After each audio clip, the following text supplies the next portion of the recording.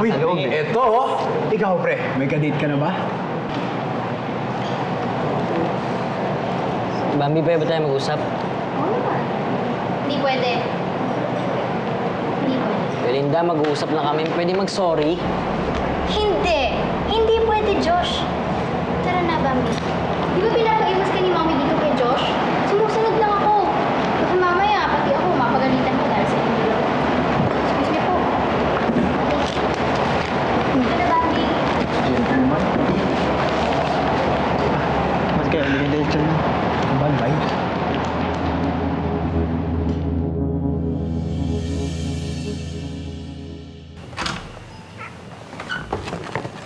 Mommy's here. Look what I have for you. Donuts. Ma, alam mo namang favorite ko lang yun, ng bata pa ako eh. Ikaw naman? Ano ba naman yon? Basta for me, you'll always be my baby. Oo. Ilang beses ka ba sasabihin man na hindi na ako bata? Sige na, oh. Drink your milk.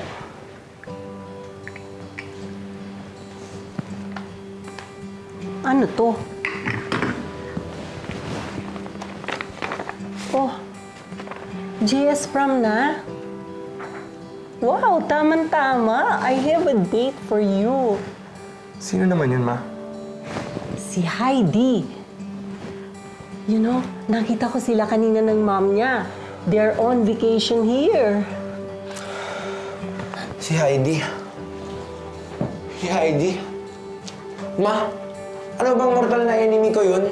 Mas gusto yung pumunta mag-isa kaysa kasama yun. Bakit naman?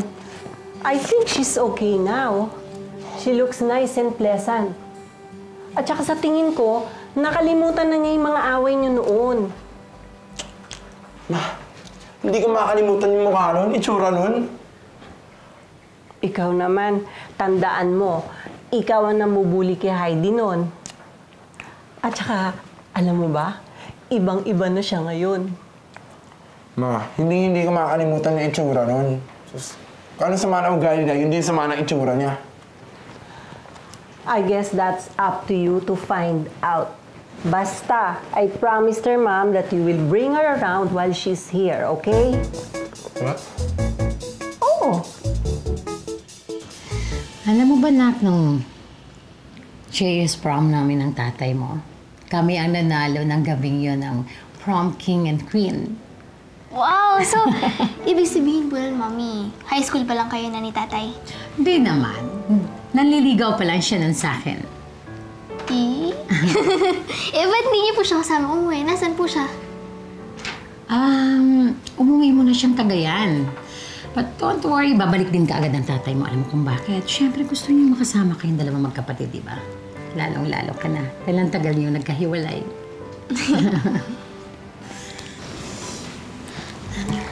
Excuse me. Ate, pwede ka ba makausap si Mami? Sure, sige. Mami, una na po ako. Bye!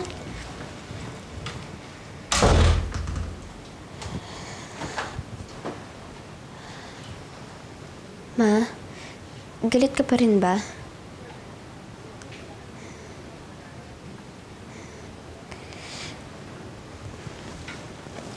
Sorry na.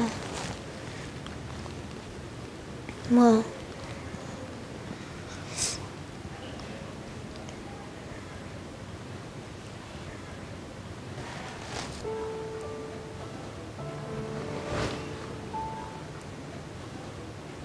Ika nga dito.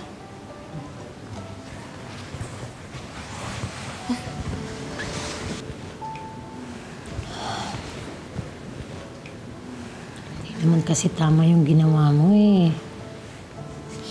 Unang-una, mali yung kukonsintihin mo sa paglalayas yan si Josh. Pangalawa, dalaga ka na.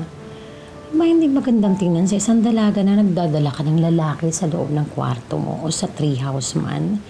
Ha? Naintindihan mo ba yun, ha? Sorry na po. Hindi na po mauulit. I'll hold you to that, ha? I miss? Promise.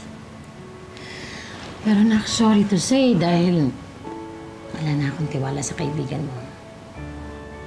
At higit sa lahat, gusto ko, mula sa araw na to, hindi ka sasama kay Josh ng kayong dalawa lang. At gusto ko, kahit saan kayo magpunta ng mga kaibigan mo, kasama mo si ate. Kaintindihan ba tayo? Maliwanag ba yan?